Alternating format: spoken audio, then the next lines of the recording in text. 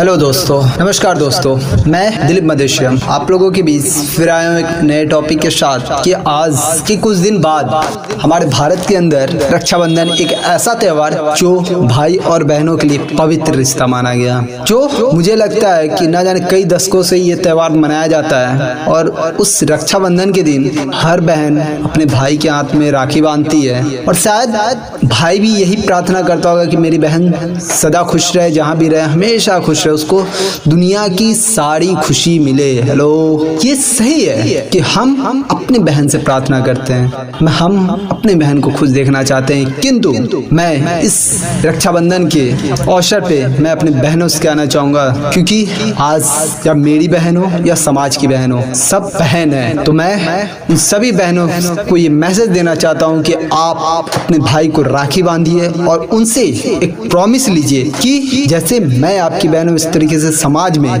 किसी को गंदे नजर से नहीं देखेंगे। क्योंकि अगर कुछ ऐसा कांड कहीं पे होता है तो वहाँ पे एक लड़का होता है और वो भी लड़का किसी का भाई होता है।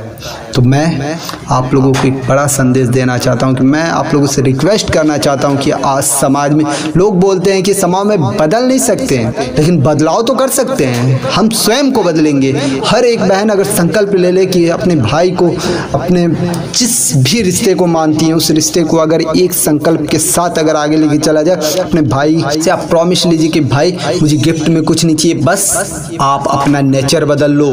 अगर आप ऐसा कर पाएंगे तो आपकी बहन सदैव खुश रहेगी। जिस समाज में आज हमारे मोदी जी बोलते 70% युवा हैं, लेकिन अफसोस इस बात का है कि जिस देश में 70% युवा हैं और 30% में सभी लोग आते हैं, उस देश में आज हमारी बहनें सुरक्षित नहीं है और समाज इस चीज का निंदा करता है। फेसबुक पे एक लाइक कर दिया हो गया, लेकिन आज मैं आपको बताऊं तो बड़ी दुख के साथ ये कहना पड़ रहा है कि जो भी कुछ हो रहा है बहुत ही निंदनीय है कि आज जिस देश में 70% युवा पीढ़ी है, उस देश में अगर ये मैसेज निकल के आता है कि आज हमारे देश में बहन सुरक्षित नहीं है, तो ये हमारे लिए एक बहुत दुर्भाग्यपूर्ण है कि हम अपने देश में, अपने गली, अपने मोहल्ले, जो बहन आज जिस फैमिली में अगर कोई लड़का ना हो तो उस फैमिली को सुरक्षित नहीं मानते कि बहनें सुरक्षित नहीं है। ये किसका समाज बनाया हुआ है? यहाँ कौन सा आतंकवादी है? यहाँ कोई आतंकवादी नहीं है, यहाँ सोच लोगों की आतंकवादी जैसी होगी। सोच में बदलाव लाना जरूरी है। और आज इस रक्षाबंधन के अंदर अभी समथिंग मुझे लगता है 1.5 महीने का टाइम है और इस मैसेज को इतना फॉरवर्ड कीजिए, लोगों के पास सेंड कीजिए, हर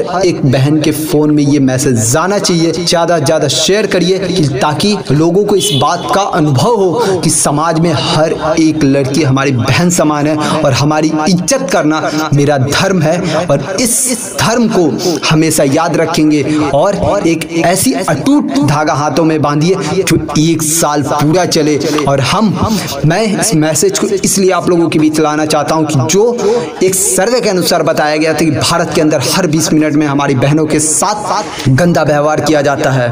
उस सब को मैं बोल नहीं सकता, लेकिन आप समझ सकते हैं। तो उस सर्वे को तोड़ देना है 1 साल के अंदर।